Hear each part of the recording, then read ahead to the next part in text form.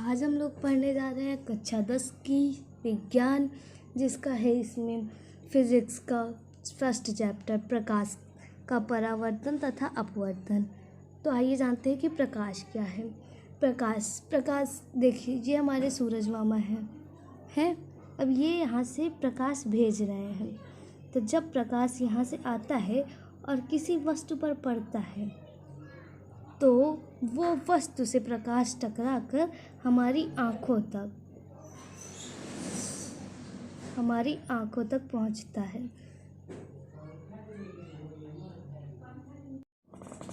तो इससे हमें ये पता चलता है कि प्रकाश एक प्रकार की ऊर्जा है।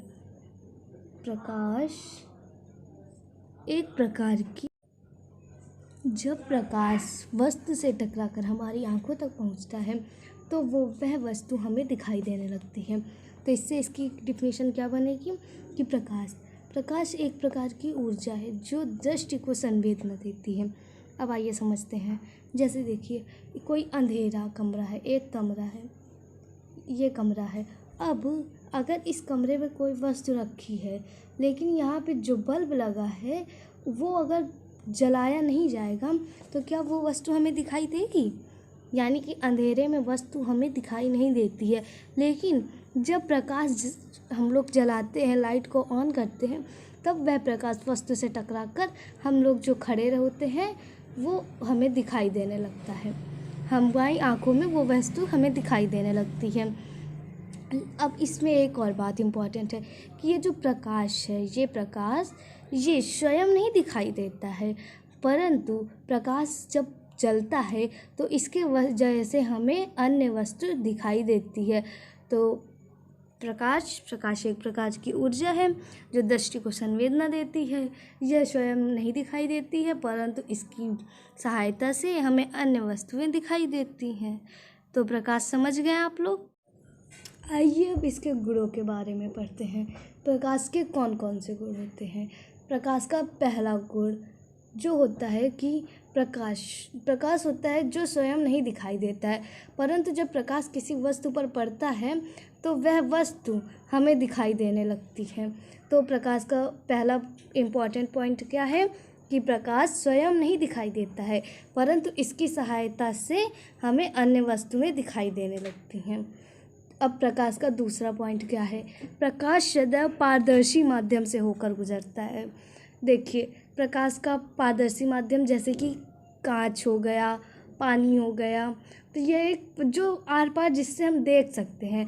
पारदर्शी माध्यम का मतलब होता है जिसे हम आर पार देख सकते हैं। तो प्रकाश सदैव पारदर्शी माध्यम से होकर गुजरता है और अपारदर्शी माध्यम से नहीं गुजरता, जैसे कि लोहा, धातुएं, चट्टानें, इनसे नहीं होकर गुजरता है। तो तीसरा पॉइंट हमारा, चमकदार तलों में प्रकाश का परावर्तन होता है। जैसे कोई सी चमकदार वस्तु होती है तो उसमें प्रकाश जब पड़ता है तो वह टकराकर उसी माध्यम से वापस चला जाता है, तो इसे प्रकाश का परावर्तन कहते हैं। और खुरदुरे तलों में प्रकाश का अपवर्तन होता है। खुरदुरे तल होते हैं, उनसे प्रकाश टकरा के वापस नहीं आता है, बल्कि उधर से ही आगे किसी माध्यम में चला जाता है, तो इसे प्रकाश का अपवर्तन कहते हैं।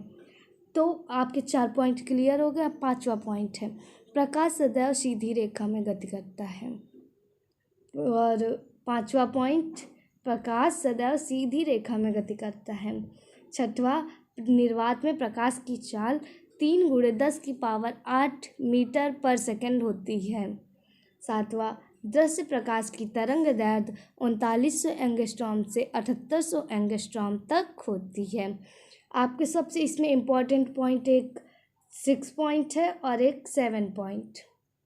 ये दो आपके ज़रूर से ज़रूर पूछे जाते हैं बोर्ड पेपर में, तो इन्हें आप अच्छे से पढ़ लीजिए। सर्वप्रथम हम इसमें प्रकाश के 2 माध्यम लेंगे। पहला माध्यम S1, दूसरा माध्यम S2। जब S1 किसी वस्तु पर अपना प्रकाश S1 का प्रकाश जाता है तो वो यहाँ पे बिंदु L1 पर प्रदर्शित हो जाता है, और जब S2 का प्रकाश जाता है तो वो यहाँ L2 पर प्रदर्शित हो जाता है। तो अगर आप समझते हैं कि इसमें पूछा क्या है कि प्रकाश किरणें की पारस्परिक अनिर्भरता, क्या प्रकाश की किरणें एक दूसरे पर निर्भर होती हैं या नहीं। तो समझते हैं।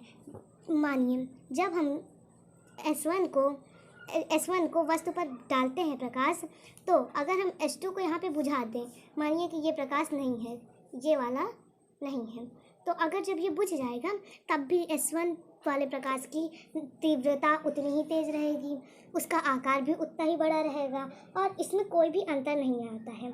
तो इसका फर्स्ट पॉइंट क्या होता है? फर्स्ट पॉइंट कि प्रकाश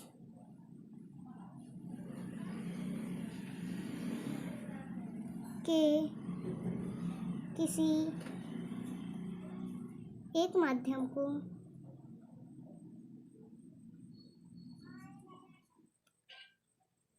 बुझा देने से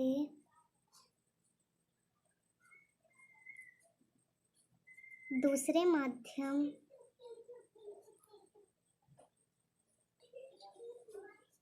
में कोई अंतर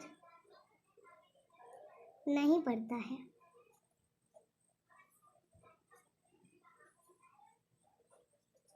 ना ही उसका आकार चेंज होता है,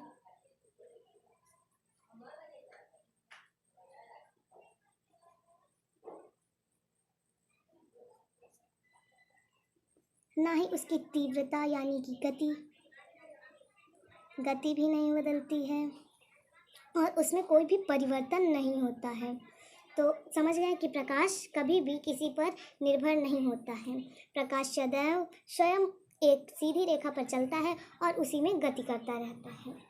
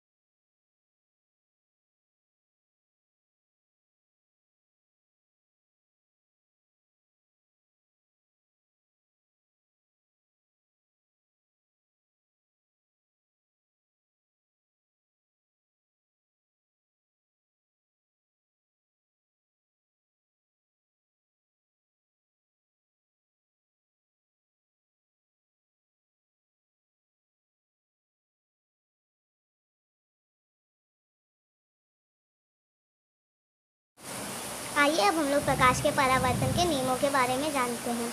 प्रकाश के परावर्तन का पहला नियम कहता है कि परावर्तक तल में स्थित बिंदु जो अभिलंब है, अभिलंब से आपतित किरण के बीच का कोण आपतित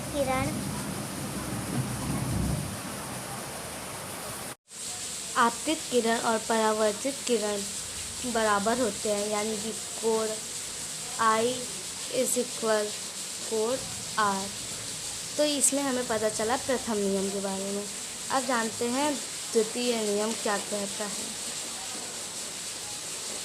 द्वितीय नियम कहता है कि परावर्तक तल पर आपतित किरण, अभिलंब और परावर्तित किरण एक ही रेखा में होते हैं।